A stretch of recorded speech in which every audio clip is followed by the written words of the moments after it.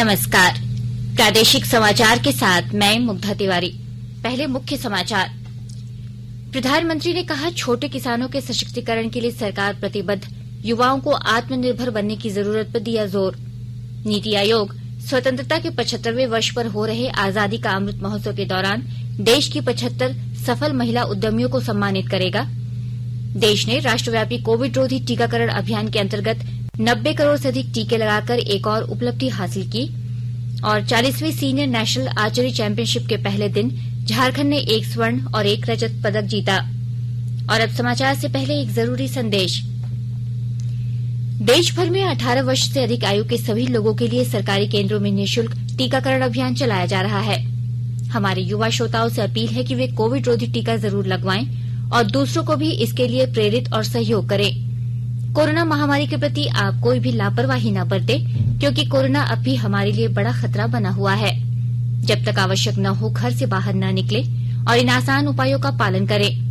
Mask लगाएं, 2 गज की सुरक्षित दूरी बनाए रखें, बार बार हाथ धोएं और चेहरा साफ रखें। कोविड से संबंधित जानकारी और मार्गदर्शन के लिए राष्ट्रीय हेल्पलाइन काम कर रही हैं। इनके नंबर हैं 011-2397-8046 और 1075। इसके अलावा राज्य हेल्पलाइन नंबर 104 डायल कर समस्या का त्वरित समाधान लिया जा सकता है। और अब समाचार विस्तार से। प्रधानमंत्री नरेंद्र मोदी ने कहा है कि छोटे किसानों को हर तरह से सशक्त बनाने के लिए सरकार वचनबद्ध है। उन्होंने कहा कि कृषि कानूनों के जिन बिंदुओं पर भी असहमति है, केंद्र सरकार पहले दिन से ही उन मुद्दों पर चर्चा के लिए तैयार है। प्रधानमंत्री ने कहा कि इस संबंध में कई बैठकें हुई हैं, लेकिन अभी तक असहमति के किसी भी बिंदु पर कोई भी सामने नहीं आया है जिसे वे बदलना चाहते हों। श्री मोदी ने कहा कि भारत जैसे बड़े देश में क्या ऐसा निर्णय लेना संभव है जो 100% लोगों को स्वीकार्य हो। उन्होंने कहा कि हालांकि अगर कोई निर्णय कम संख्या में भी लोगों को स्वीकार्य नहीं है तो वे गलत नहीं है। श्री मोदी ने कहा कि लोगों को अपनी वास्तविक चिंताएं हो सकती हैं, लेकिन यदि निर्णय किसी व्यापक हित में है तो इस तरह के फैसले को लागू करना सरकार की ही जिम्मेदारी है। उन्होंने कहा, यह बहुत महत्वपूर्ण है कि देश के हर युवा को अवसर मिले। प्रधानमंत्री के अनुसार अवसर केवल उस सहायता का उल्लेख नहीं करते हैं जो लोगों को आश्रित रखती है, बल्कि वह समर्थन भी मिलता है जो उन्हें अपनी आकांक्षाओं को सम्मान के साथ पूरा करने में आत्मनिर्भर बनाता है। स्वतंत्रता के 75वें वर्ष पर हो रहे आजादी का अमृत महोत्सव आयोजन के दौरान नीति आयोग देश की 75 सफल महिला उद्यमियों को सम्मानित करेगा। नीति आयोग ने वुमेन ट्रांसफॉर्मिंग इंडिया पुरस्कार की शुरुआत 5 वर्ष पूर्व की थी। इसके तहत कारोबार के माध्यम से आत्मनिर्भर बनने वाली और व्यावसायिक चुनौतियों का समाधान करने वाली महिला उद्यमियों को पुरस्कृत किया जाता है। वर्ष 2018 से यह पुरस्कार देश भर की आदर्श महिलाओं को दिया जा रहा है। इस वर्ष यह पुरस्कार संयुक्त राष्ट्र, सिस्को, फिक्की, CSR और ग्रांट थॉर्नटन भारत के सहयोग से दिया जा रहा है। पुरस्कार के लिए वेबसाइट wep.gov.in पर 31 दिसंबर 2021 तक आवेदन किए जा सकते हैं। देश के 75वें स्वाधीनता दिवस समारोह के उपलक्ष्य में आजादी का अमृत महोत्सव के अंतर्गत प्रादेशिक समाचार एकांश आकाशवाणी रांची द्वारा स्वाधीनता संग्राम और उसके गौरवशाली इतिहास पर 18 अगस्त से साप्ताहिक अमृत महोत्सव क्विज का शुभारंभ किया गया है। सेंट्रल कोलफील्ड्स लिमिटेड और mission blue foundation Amrit Mahotsav quiz में आकाशवाणी समाचार रांची के साथ सहयोगी के रूप में शामिल है। आजादी के 75 वर्षों का पर्व अमृत महोत्सव प्रत्येक बुधवार शाम 7 बजे प्रसारित होने वाले प्रादेशिक समाचार के दौरान पूछे गए प्रश्न का सही उत्तर देने वाले प्रथम 10 प्रतिभागियों में से लकी ड्रॉ द्वारा चुना हुआ एक प्रतिभागी इनाम का हकदार होगा। इसके लिए सुनते रहें आकाशवाणी रांची का प्रसारण।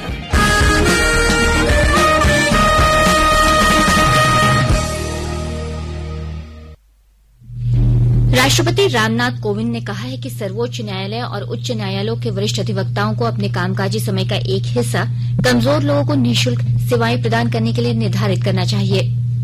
राष्ट्रपति ने कल नई दिल्ली में राष्ट्रीय विधिक सेवा प्राधिकरण नालसा के अखिल भारतीय कानूनी जागरूकता और आउटरीच अभियान का शुभारंभ करते हुए यह बात कही। श्री कोविंद ने कहा कि कानूनी सेवा संस्थान की संरचना न्यायिक वास्तुकला को सहयोग देती है और राष्ट्रीय, राज्य, जिला तथा अनुमंडल स्तर पर इसे स्थिरता प्रदान करती है। उन्होंने कहा कि सहयोग और स्थिरता बड़ी संख्या में कमजोर वर्गों की सेवा के लिए महत्वपूर्ण है। श्री कोविंद ने कानूनी सेवा प्राधिकरणों से नागरिकों के अधिकारों और कर्तव्यों के बारे में विशेष रूप से सामाजिक तथा आर्थिक रूप से पिछड़े लोगों के बीच जागरूकता फैलाने का आग्रह किया। प्रधानमंत्री नरेंद्र मोदी ने हेल्थ गिरी पुरस्कार 2021 के विजेताओं को बधाई दी है। श्री मोदी ने एक ट्वीट में स्वच्छता या स्वास्थ्य देखभाल के क्षेत्र में जमीनी स्तर पर परिवर्तन लाने वालों का प्रतिवर्ष 2 अक्टूबर को सम्मान दिए जाने की सराहना की। उन्होंने कहा कि कोविड महामारी के दौरान कई संगठन और लोगों ने असाधारण कार्य करते हुए कोविड के खिलाफ संघर्ष में महत्वपूर्ण योगदान दिया।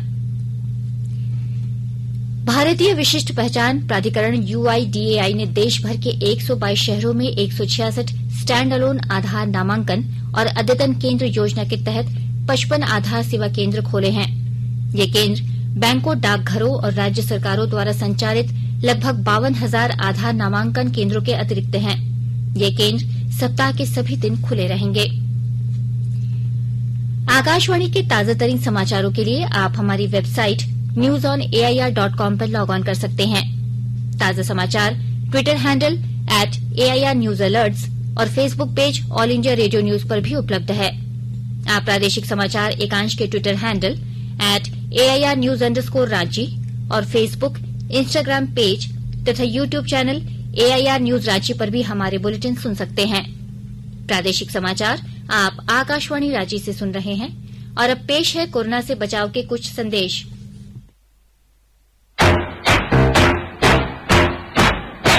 चलो की शुरुआत करें, चलो एक फैसला आज करें, मास्क नहीं तो टोकेंगे, कोरोना को रोकेंगे, चलो इरादा करते हैं, चलो इरादा करते हैं, मास्क नहीं तो टोकेंगे, कोरोना को रोकेंगे।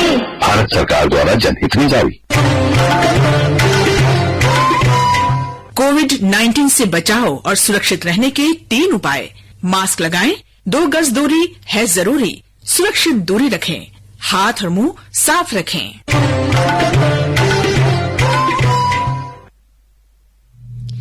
केंद्र सरकार कोविड महामारी के दौरान लोगों की सुविधा के लिए बनाई गई राष्ट्रीय स्तर की हेल्पलाइन नंबर के बारे में लोगों को जागरूक कर रही है।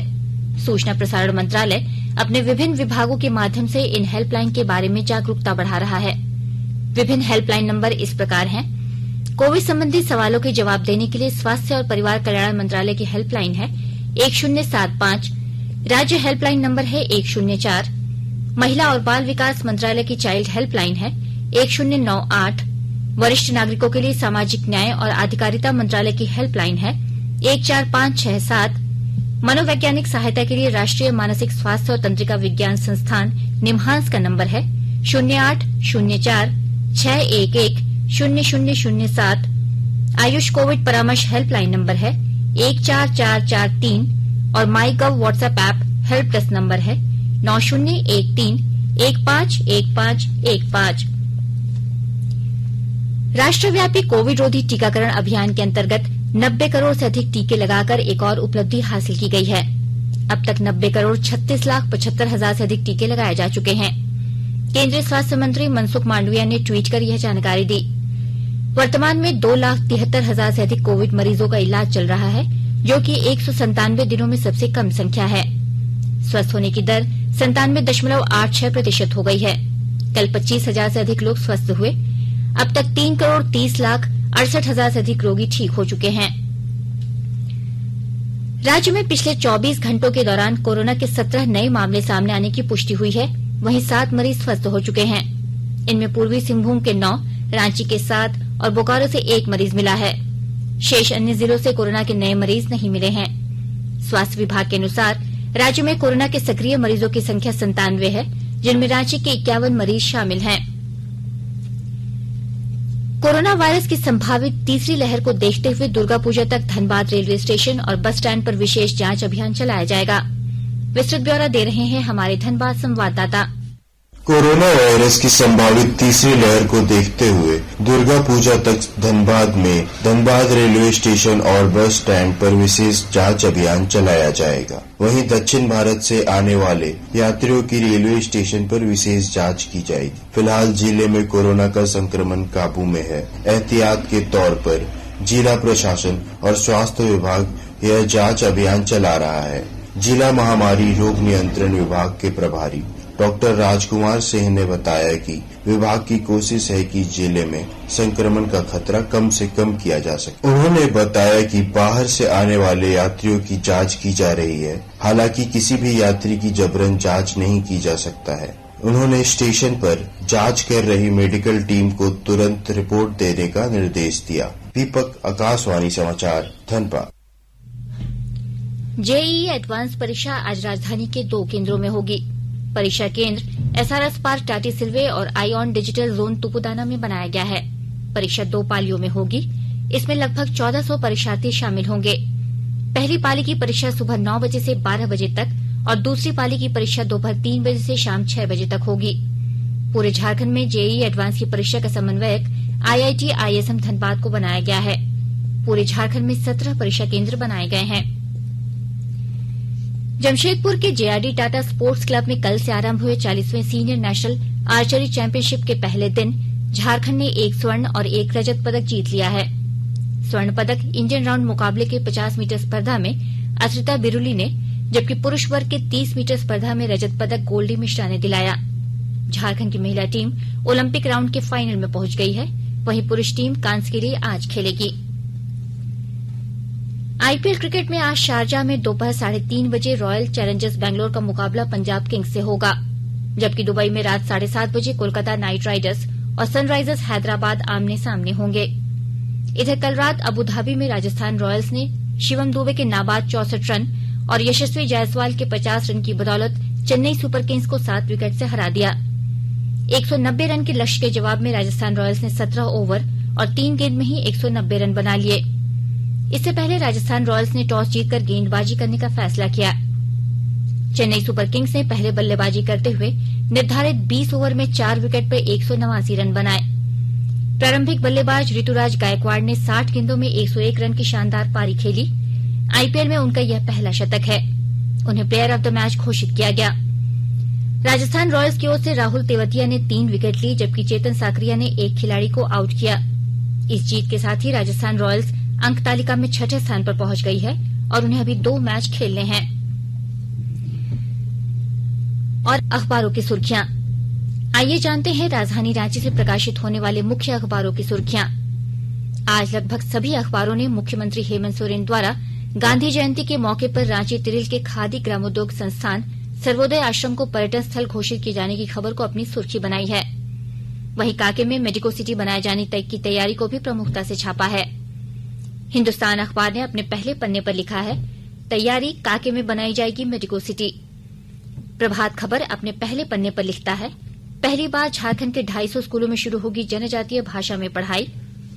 दैनिक जागरण ने अपने पहले पन्ने पर मुख्यमंत्री हेमंत सोरेन के हवाले से लिखा है, पर्यटन व शोध केंद्र के रूप में विकसित किया जाएगा सर्वोदय आश्रम। दैनिक भास्कर ने बारस्ट्रिंग में इंजन फेल, ट्रैक जाम, 6 घंटे 3 ट्रेनों के 3500 यात्री फंसे शीर्षक खबर को अपनी सुर्खी बनाई है। रांची एक्सप्रेस ने भी कल गांधी जयंती के मौके पर राज्यपाल और मुख्यमंत्री द्वारा श्रद्धा सुमन अर्पित करने की खबर पर लिखा है, मान विभूतियों के विचार को आगे बढ़ाने की जरूरत। वहीं हिन्दुस्तान टाइम्स ने चुनाव आयोग के फैसले पर लिखा है, चिराग पासवान पार्टी के चुनाव चिन्ह का इस्तेमाल नहीं कर सकते, नए नाम और चिन्ह के लिए 4 अक्टूबर तक देना होगा सुझाव। अंत में मुख्य समाचार एक बार फिर। प्रधानमंत्री ने कहा, छोटे किसानों के सशक्तिकरण के लिए सरकार प्रतिबद्ध, युवाओं को आत्मनिर्भर बनने की जरूरत पर दिया जोर।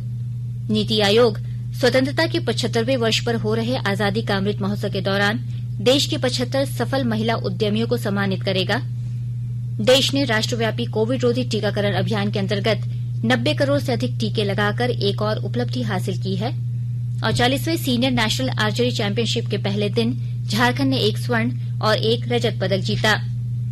इसके साथ ही आकाशवाणी रांची से प्रादेशिक समाचार का ये बुलेटिन समाप्त हुआ। नमस्कार। घर में रहिए, सुरक्षित रहिए, और सुनते रहिए आकाशवाणी।